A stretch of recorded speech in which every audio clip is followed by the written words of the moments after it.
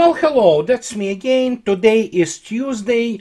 No, I'm screwing with you. Today is Saturday, August 3rd, and for my misspeaking, so to speak, in my screw up in terms of the last video when I decided that it was Monday, I have a perfectly innocent explanation, and this is has everything to do with the with what I read from James Howard Kunstler, who publishes his blog, New Post, not usually, it's always Monday and Friday. And if I didn't read him on Monday, I kind of, lose the track, and then I read him the other day.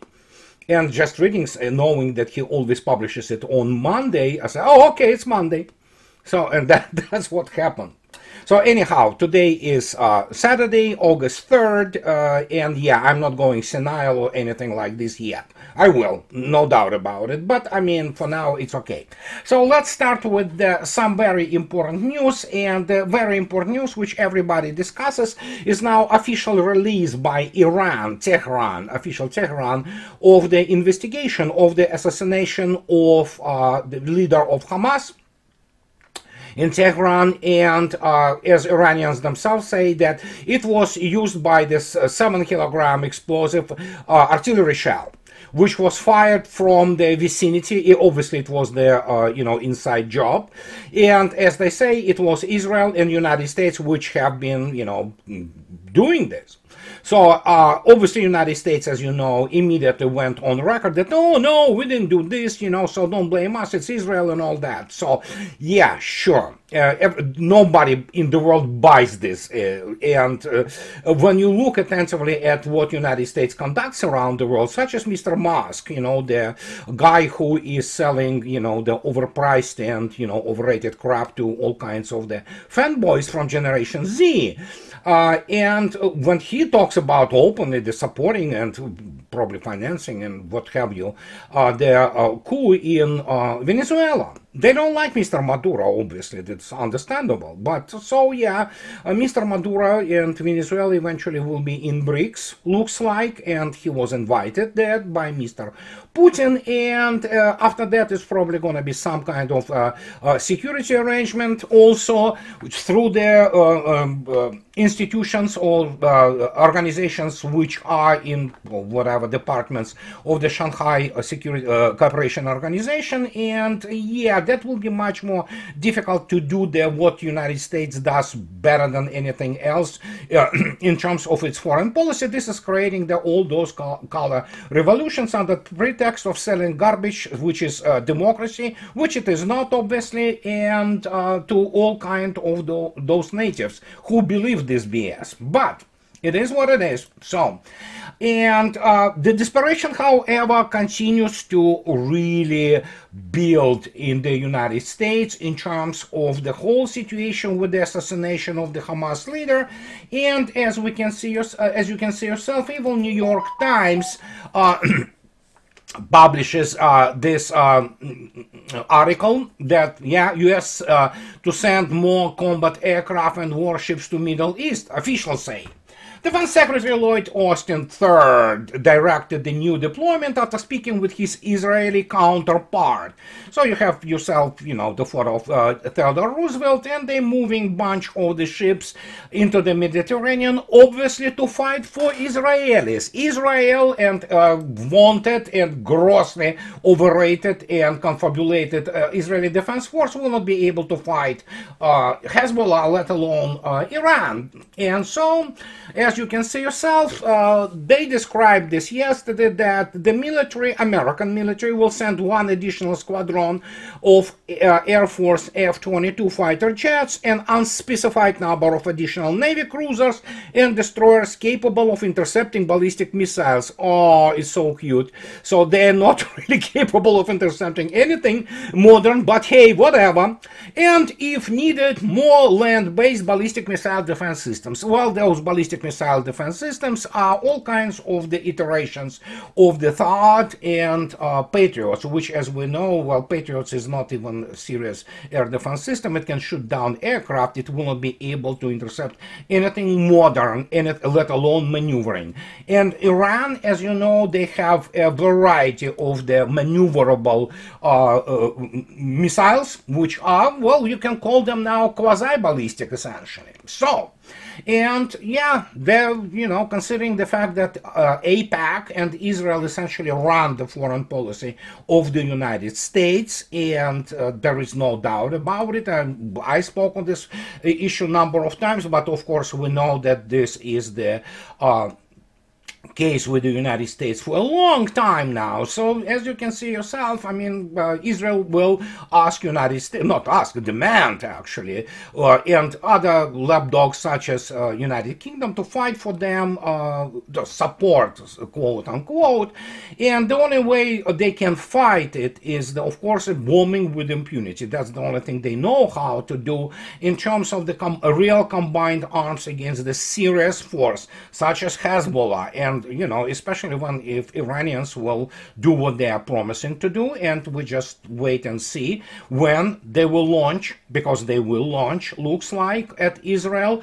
So, and yeah, then you will have this whole thingy, whole spin on how great the American, well, there's no really Israeli indigenous air defense, all of it primarily developed by Raytheon and Boeing. And we will have this spin again, how great it is, how it intercepts this and that. And while in reality, we'll see how Iran will compose its salvo, how it will be delivered. So, but I'm pretty sure they will break through and provide what is known as leaker. And leaker is something which, breaks through, which goes through the air defense. So we'll see, probably today, maybe tomorrow, as Iran stated today that it's going to be on the time and place of our choosing. So American ISR obviously works 24/7 both for Ukraine and Israel. So they talk about now Iran moving the air defense assets closer to its western borders, just in case, albeit we know that now Kuwait and other Jordan, they say, yeah, no way, Saudi say too, no way you're flying through our airspace. But then again, that's the only thing they know how to do. Again, as I already stated, launch some, the air assets, and bomb, or launch some standoff weapons. So that's pretty much it. This is the level of expertise. This is as far as it goes in Pentagon, because as I already stated, if they want to really fight Hezbollah, it's going to be, oh my God, mayhem. So, and we already know that the issue of Gaza, well, they try to remove it from the front pages, but the atrocity still continues. So this is what we have in this area, and Mr. Netanyahu just as if to prove that, he really doesn't care what Mr. Biden says, because Mr. Biden is not in control of anything. So Netanyahu, as New York Times reports yesterday, defiant appears to have gone rogue, risking a regional war. Of course he will risk the regional war, and the fact is, even when you have the New York Times pointing this out, it's very simple. He is not rogue, and he's not, well, actually he is rogue, but he is not defiant. He actually is scared because he needs to save his not just political career. He is facing the, life behind bars. And so the only way to avoid this is to start a regional war. Simple as that. And yeah, this is the guy who is the president of the United States. He runs this country. So, and those people in Congress, they will lick his boot. Well, actually, they do lick his boot, and that's what it is. And United States doesn't have any more this subjectivity in the foreign affairs. Well, it doesn't have some of it even in its internal affairs, and that's simple as that. So, but let's go further. We suddenly have this situation, obviously, with Mrs. Harris, that suddenly Kamala Harris adds top Obama aides to her presidential campaign team. So first, and they talk about the fact that she did indeed hire the people who basically Obama people. So, and as you can see yourself, I like how they use the verbiage. Vice President Kamala Harris' campaign has added 3 new senior advisors, including top strategists so, who guided for former President Barack Obama and so on. And the Harris campaign is also being joined by Mrs. Stephanie Carter, Democratic communications veteran. So, we need to understand immediately, which I always stress, whenever you see the word strategist in any US media, especially in relation to any kind of the political, affairs, internal political affairs, you have to understand those are not strategists. Those are PR managers. That's the only thing they can do. Period. They are not strategists in anything, and United States, including the guys in the photo, including Mr. Obama, they are primarily nincompoops. They have no clue about foreign relations. They do not understand what strategy is, and I'm on record, there is no serious military strategist anywhere in the American officialdom. So they wouldn't know, well, crap from crapola, if pardon my French. And so the only thing they know is how to win election. They do not have the useful skills which allow you to guide the, ship of the state into some proper direction and, work for the benefit of the American people. No, it is all about winning election, which in itself is becoming the success, the measure of it all. Doesn't matter if you want, if you destroyed the country completely, but you win the elections and suddenly, you're good to go. And this whole situation, obviously, against the backdrop of the, basically catastrophe in Ukraine, because now we officially can say, you can quote me, the front is collapsing. It is collapsing. Russians are inside Volchansk already, kicking out whatever the remnants and mopping up the remnants of the armed forces of Ukraine in the center. And let me put it this way. Suddenly, after this very interesting situation with the exchange of those people. Russians, actually, all Russian media, I agree with them. They said we traded trash for real Russian heroes.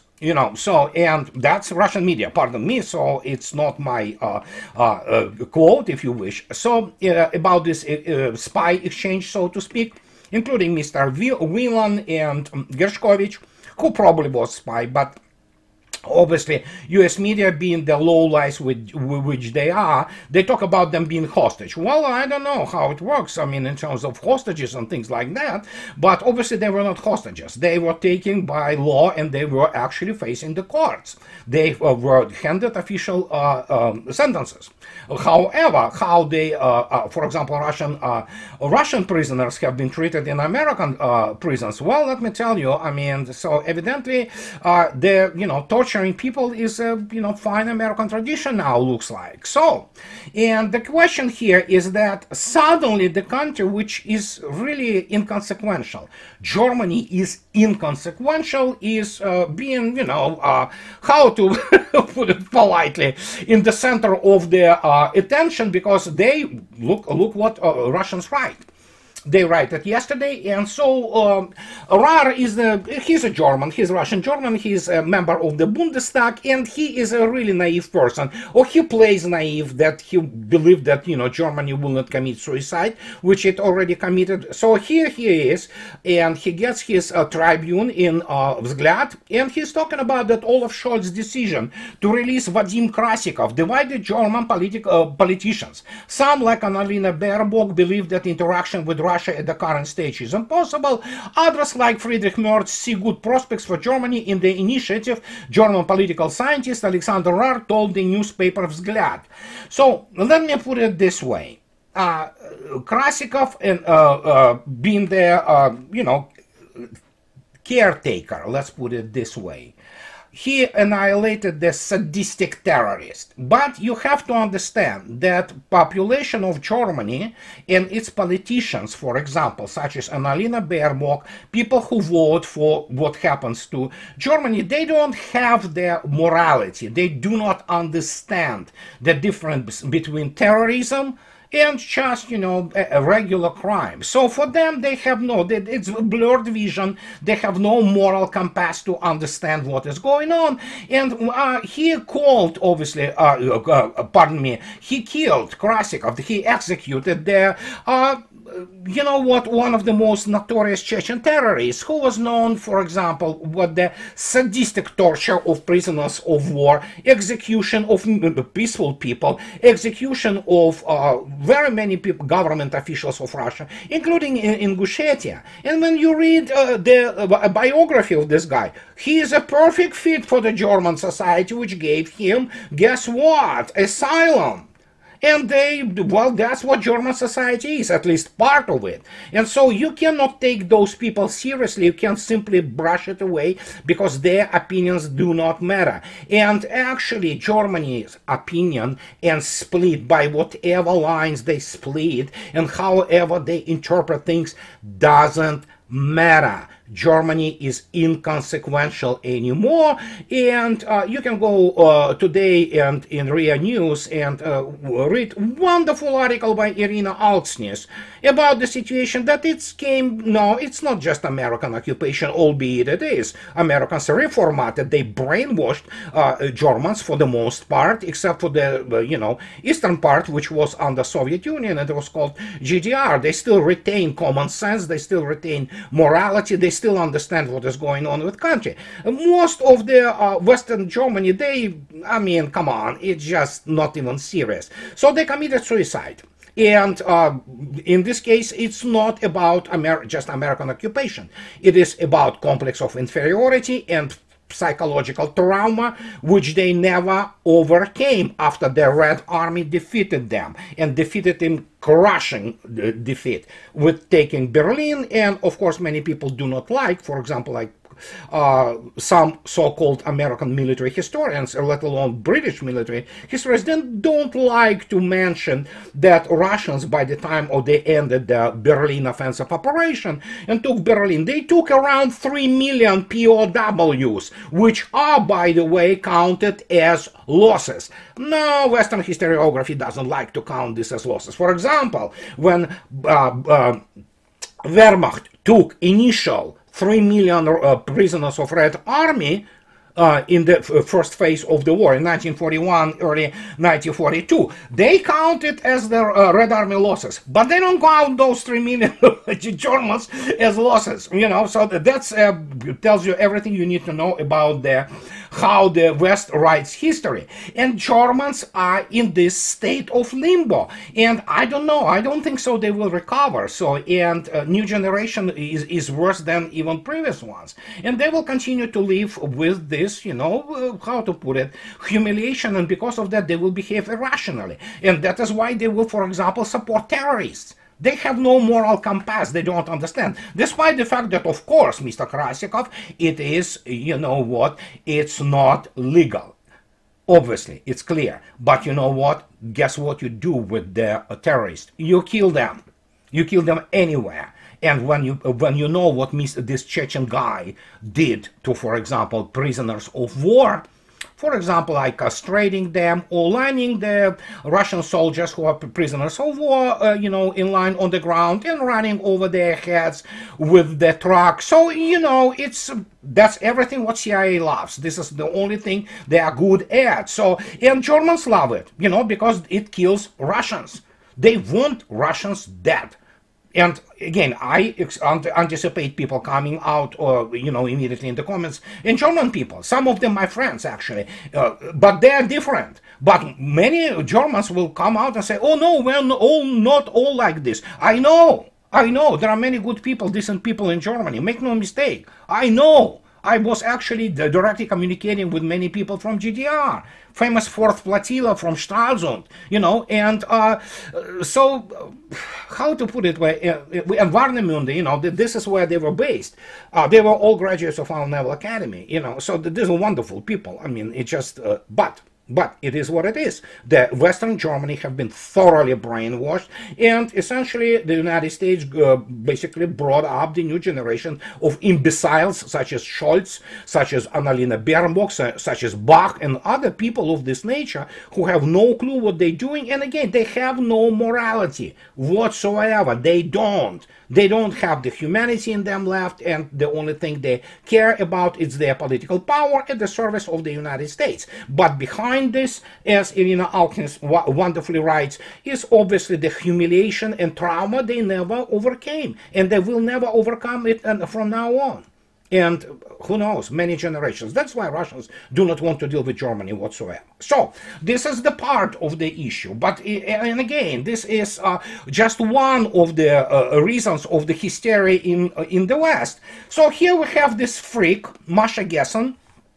If you want to know who she is a mentally ill person. She is a kind of even grossly, grossly degraded type of Rachel Maddow.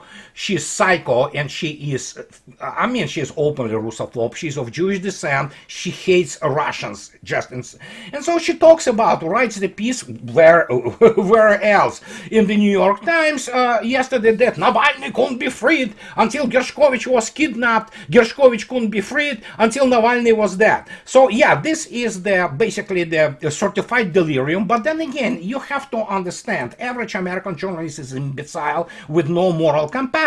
And that's what they pose there. They have no clue about anything. And I've been on the record for so many times about it that, yeah, if you continue to read this, you will never learn anything. And they don't. And that is why United States humiliates itself constantly. It's just basically non-stop. From Korea to Vietnam to Iraq to Afghanistan, these guys cannot learn. They do not learn. And even Larry, my good friend, Larry Johnson, who is actually not just CIA, but State Department veteran, he spoke about this yesterday. Wonderful conversation with Nima, when he talks about the fact that, yeah, we had the towering figures, you know, in State Department at that time. He's talking about, for example, yeah, about obviously James Baker, a towering figure. I mean, he was a diplomat. You may not agree with his policies, but he certainly was a professional man and of the highest quality. Russians respected him. Even Brent Scowcroft, I mean, the guy hated Russian gods, but he could reason, he could count, he could actually formulate very important concepts. That's none there, none. I mean, as Larry stated, that comparing them to midgets will be, insult to midgets, which is true. And this is the type of people, this is the environment, so-called lack of cultural environment, which provides United States with continuous 24/7 brainwashing. And getting those people from Obama administration to Harris is the last attempt for those people to avoid somehow, they think they can avoid the responsibility for what they did to the country.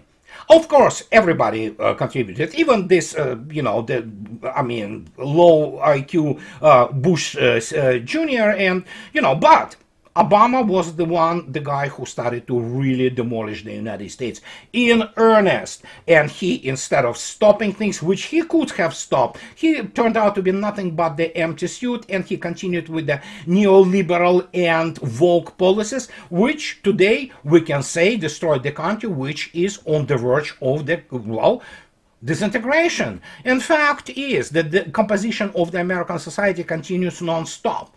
And if that hasn't been enough, you can see it everywhere with all kinds of the manifestations. So even in the West now, they, how to put it politely, this is the French LCI. These are the, they're stupid people. The French journalists are probably even lower than American journalists, because they, French, like Germans, they have this complex of inferiority because they lose everything. They lost everything. They have no people of, with the balls of steel or something like that. They have French volunteers, so to speak, have marked themselves and, and made the reputation for themselves primarily as rapists and, shooting in the backs of the retreating Ukrainian troops. But here we have them yesterday talking about that actually the fact that Russia, moved those ships, Kazan and Admiral Gorshkov to Cuba is somehow Russia returned as the alternative to the United States. Well, I have news. Russia returned as the alternative to the United States, or rather globalism, long time ago.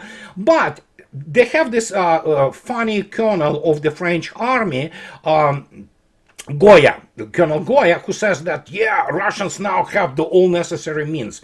Well, he is a little bit late to the ball, so to speak. I don't know what stone he was sleeping under. And he evidently doesn't understand what he is talking about, because Russia have been at it for a long time. And if just to demonstrate to you what we have for today in terms of the statistics, horrible statistics, obviously, for Ukraine, but Russians don't care anymore. They will annihilate as many as needed. As you can see yourself, in the last, since yesterday, 6 tanks and APCs, 33 armored vehicles, 48 artillery and mortars, UAVs, 40. Russians don't even count them, they just shoot them. And so you see, yeah, yet another brigade was wiped out from the battle order for the armed forces of Ukraine. And what can I say? Horrible, yes, but inevitable for sure. So, and yesterday the Military Digest, Russian main, defense ministry publication, apart from the Military Thought, which is the Academy of the Sciences and General Staff publication. So we have this Russian, we knew it. For example, Mr. Borisov at that time, he stated that, as you can see yourself, on May 19th, 2022, it was the pinnacle when all Western media were talking about that Russians are losing the battles and losing gazillions of people and things of this nature. Mr. Borisov, and he talked about the Peresvet laser complex, and he stated that he's talking about the blind, the potential enemies, reconnaissance satellites in orbits at altitudes of up to 1,500 kilometers. At that time, the Deputy Prime Minister, he later became the chief of the Roscosmos. So, and everybody were talking about, and people didn't understand exactly what was it and how it was designed for. And of course, as you can see yourself, it's in a typical, American fashion in this respect. They responded that, don't be dazzled by Russia laser weapons claims, experts. Well, I'll tell you immediately, MIT has no experts. I know who those experts are. They suck, honestly. They are obviously primarily in propaganda, and, well, you cannot treat people with the severe case of the exceptionalism and explain to them even on the fingers, even if they have many, degrees in the, STEM, that, dudes, it's over for you. And it's over not because you are just bad, because you don't understand what you're dealing with. And so here we have that as with so many things that comes from Russians, it's hard to separate fact from fiction, said Mark Lewis, head of the National Defense Industrial Agency Emerging Technologies Institute and former acting Undersecretary of Defense for Research and Engineering. And so Laura Grigor, an astrophysicist at MIT with expertise in direct energy, summed up, there is not a lot of detail, but from what there is no need to hyperventilate.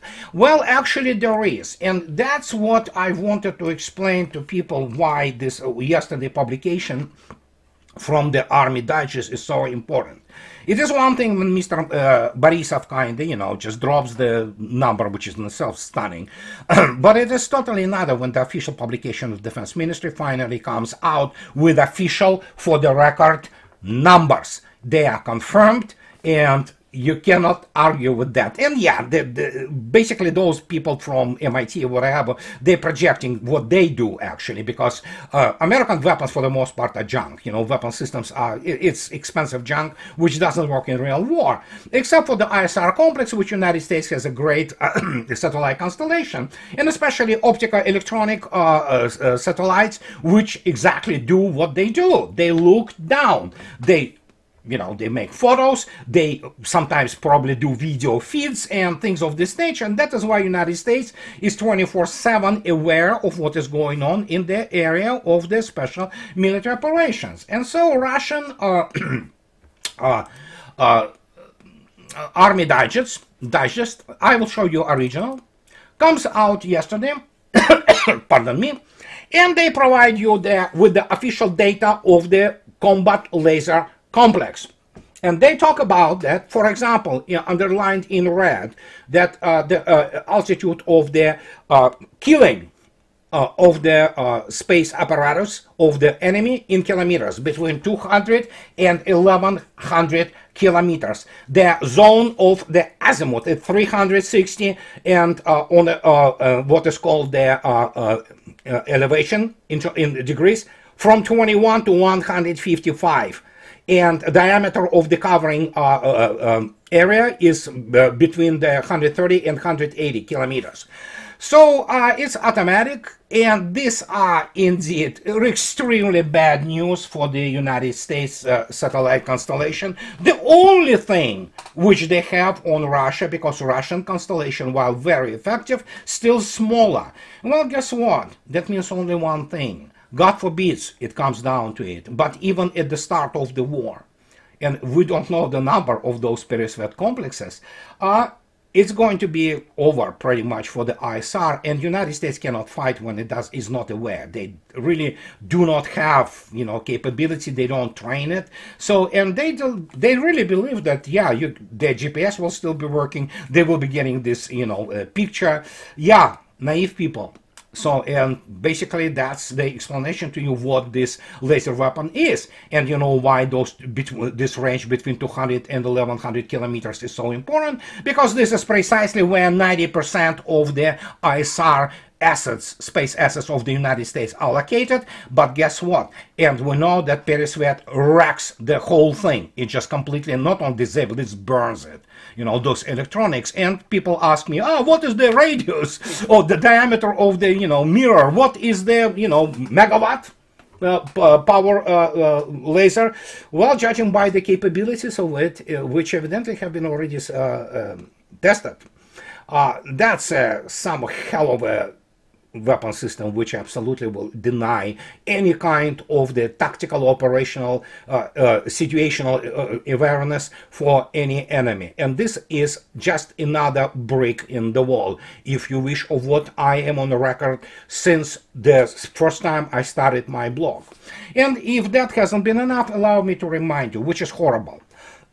Which is horrible. Let me tell you, I'm not enjoying it at all, and I'm not being facetious. I'm not trying to make jokes. It's serious, and we all wish those astronauts a safe return.